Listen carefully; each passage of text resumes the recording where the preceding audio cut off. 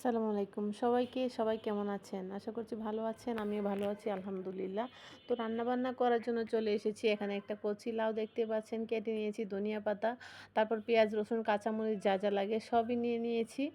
আর হচ্ছে এখানে ভাত বসিয়ে দিয়েছি, ডাল বসিয়ে দিয়েছি। তো আজকে রান্না করার জন্য নিয়েছি এখানে হচ্ছে শোল মাছ। আগেই আমি কেটে প্রসেস করে রেখেছিলাম। আর লাউটা রান্না করব হচ্ছে মাছের মাথা আর লেজের টুকরো দিয়ে। তো যাই হোক, সাথেই থাকবেন, ফুল ভিডিওটা দেখবেন। আশা করছি আপনাদের কাছে ভালো লাগবে। বেশ কিছুদিন পর একটা ভিডিও ব্লগ শেয়ার করতে যাচ্ছি আপনাদের সাথে।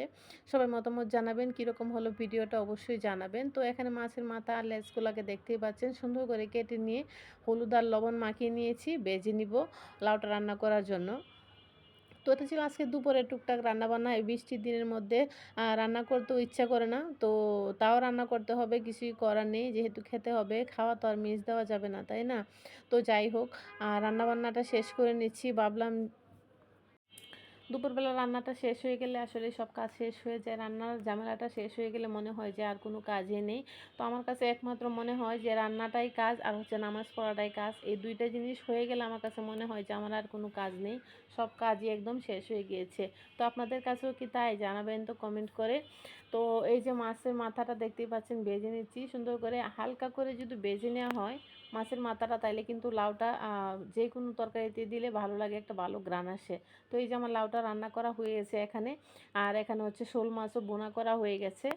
এত কিছু তো আর ডিটেলস দেখাইনি, ভিডিও অনেক বড় হয়ে যাবে, আপনারা আবার ধৈর্য সহকারে দেখতে চাইবেন না। তো ডালও রান্না করে নিয়েছি। এখানে হচ্ছে গতকালকে চ্যাপা শুটকি ভর্তা করেছিলাম, এখানে ভর্তাটাও বের করে নিয়েছি দুপুরে খাওয়ার জন্য। তো আমার আজকে যা যা ছিল রান্না করা, এতে দেখতেই পাচ্ছেন তা। আর হচ্ছে গতকালকে বেগুনের তরকারি ছিল, এগুলো বের করে নিয়েছি। তো আমার রান্না বান্না টুকটাক সব শেষ হয়ে গিয়েছে। আর 3টার আগে রান্না শেষ করে ফেলেছি। তো রান্না বান্না শেষ করে এখন যাব হচ্ছে গোসল করতে। তো গোসল করার আগে ওয়াশিং মেশিনে কাপড় দিয়েছিলাম হচ্ছে। তো বাহিরে তো বৃষ্টি হচ্ছে, বারবার ভাবছি রুমের ভিতরে কোনো একটা রুমে একটা রশি দিয়ে কাপড়গুলো দিয়ে দিব। তো কাপড়গুলো তো শুকিয়েই গেছে, প্রায় ঠান্ডা ঠান্ডা আছে, একটু দিতে হবে। তো এই যে কাপড়গুলো ধরতে গিয়ে আমার কিসে যেন হাতটা লেগে হাতটা কেটে গেল। তো দেখছিলাম বেশি কেটেছি কিনা, দেখলাম একটু শুধু চামড়াটা সরে গিয়েছে। তো যাই হোক, কাপড়গুলোকে দিয়ে দিব, দিয়ে চলে যাব। একটা কাঁঠাল নিয়ে এসেছি, কাঁঠালটা কিন্তু খুবই সুন্দর, আর এরকম কাঁঠাল আমার অনেক পছন্দ। যাই হোক, সবাই ভালো থাকবেন, সুস্থ থাকবেন, আল্লাহ হাফেজ।